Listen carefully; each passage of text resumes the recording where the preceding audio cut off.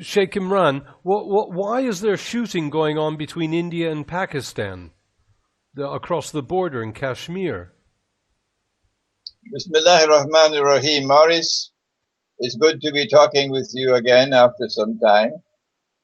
And I'm glad that we are doing this interview at this time because many things are coming together at the same time around the world, all pointing in the direction of a grand climax of a historical process which has been unfolding for quite some time now.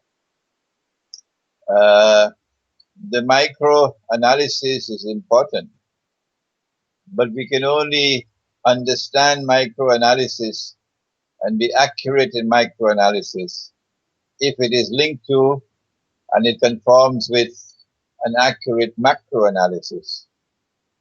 And our macro analysis comes from our eschatology, as you know very well, Maurice. And the battle which is now going on in the world, the intellectual battle in politics, the intellectual battle in economics, the intellectual battle in monetary economics, is from our perspective going to be won by eschatology. And that is that there are those who want to rule the world in order that they be able to deliver to the state of Israel, the status of ruling state in the world. And when they deliver that to Israel, then a man will emerge in Israel as the ruler of Israel, and who will declare in Jerusalem that he is the Messiah. But he would not be the Messiah. Our Prophet, Allah's blessings be upon him, Prophet Muhammad ﷺ, said that he would be the false Messiah. The subject of the Messiah and the return of the Messiah, the son of Mary, and the false Messiah, all of this belongs to eschatology. Secular scholarship is not willing, is adamant, not entering into the field of eschatology. That is the choice of secular scholarship.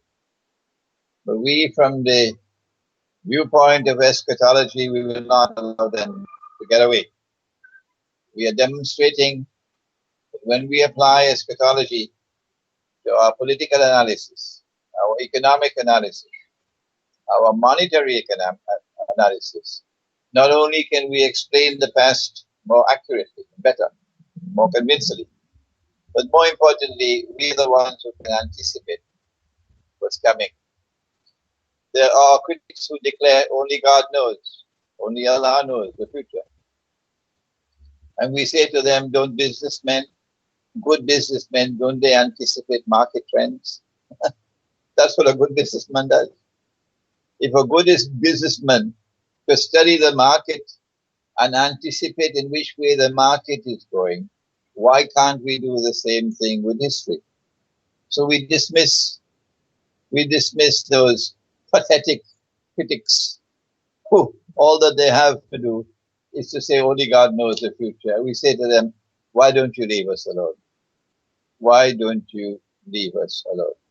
There are many who are interested in our analysis. There are many who are interested in our eschatology. So kindly leave us alone. We don't have time for you. It is in the perspective of that eschatological analysis of events unfolding in the world and about to unfold that we could look at Pakistan. That when the British were about to decolonize, and it was never the intention of European colonization to remain permanent as colonizers. No. The purpose of European colonization was to dismantle existing political and economic and monetary institutions, educational institutions, and replace them with institutions manufactured in Europe. And then you decolonize. So you can then continue to rule that society and influence that society by proxy. So from the time the British decided to withdraw from India, the battle began. So what's going to be the post-colonial subcontinent? And Pakistan came into being as a victory for Europe. Pakistan is a victory for Europe because what should have occurred upon decolonization was that the Muslims would, the Muslims in India would recognize that there is no such thing as Islamic imperialism, and that Muslim rule over India for so many hundreds of years was in fact Islamic imperialism. It should have been denounced by sensible Muslims. An apology should have been extended to the Hindus of India for that Islamic imperialism. And an effort should have been made to work out a relationship with Hindu India. That all that the Muslims are asking for in a post-colonial India, all that we are asking for, nothing else, is our freedom to remain Muslims, to live as Muslims, in accordance with the way of life of Islam. That's all we are asking for, nothing else. And if that had been offered to the Hindus, then India would have become an independent state, but with the Muslims having their freedom to live as Muslims. That's not what the British wanted. No. So Pakistan came into being as a clone of secular Turkey, Mustafa Kemal's Turkey. And from the day that Pakistan was born to this day, Pakistan has been ruled and controlled by proxy from Washington. And when Washington feared that elections would not deliver to them a pro-Western government, they had no qualms in rigging elections. In 1976, in response to the 1973 war between the Arabs and Israel, resulted, as you know, in a draw. It was planned that way. And then the sudden rise in the price of oil gave to the Americans an opportunity of a lifetime to replace Bretton Woods with a petrodollar system. That's when Kissinger went to Faisal and made that infamous deal that oil will now be sold for only US dollars. And once Faisal agreed to that, the dollar survived. And the dollar has flowed even higher since then. The petrodollar system, the petrodollar monetary system, was even more beneficial to the Zionists than the Bretton Woods monetary system.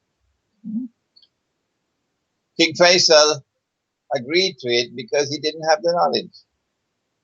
He was convinced that Kissinger was right, that the Arab oil, the money then from the sale of oil would rise spectacularly. It did rise spectacularly. The income came tremendously more than it was before. From the start of the war in 1973, when oil was at $40 a barrel, it rose to 160, a 400% rise in the price of oil. And the Arabs who were getting $3 a barrel were now getting $12 a barrel. And Kissinger was able to convince Faisal that this $12 a barrel is peanuts for what you will be getting. Kissinger was right. And Faisal bought it. And Faisal then agreed to this infamous deal that the Arab oil producing countries will sell their oil for only US dollars. That's the petrodollar monetary system. Zulfikar Ali Bhutto in Pakistan had the political genius to recognize an opportunity in that war and the rise of the price of oil. And Zulfikar Ali Bhutto then reached out to Faisal to try to make a deal that will exploit the new opportunity which has come. And that's when they organized the Lahore Islamic Summit Conference of Islamic States in February of 1974. And for the first time, since the Ottoman Caliphate was abolished in 1924, for the same first time in 50 years, the world of Islam was coming together to unite in a unity that would be meaningful and could deliver some kind of power to the world of Islam and integrity. And the Western world warned Bhutto, we'll make a horrible example of you, don't do this. They warned him and warned him and warned him. And to his credit, Zulfikar Bhutto never stepped down, never backed down. Subsequent political leaders in Pakistan, rulers in Pakistan, never had the kind of backbone that Zulfikar Ali Bhutto had in standing up to the Western world. The present government in Pakistan is a shameful government with a backbone made of recycled paper. I don't care if they're annoyed with me. That's what they are. They are stooges of the Saudis, who are in turn stooges of the Zionists. So that's the kind of government that Pakistan has today. But the Pakistanis will remember 1976, when Bhutto had stood up against them, and they decided to make a horrible example of him.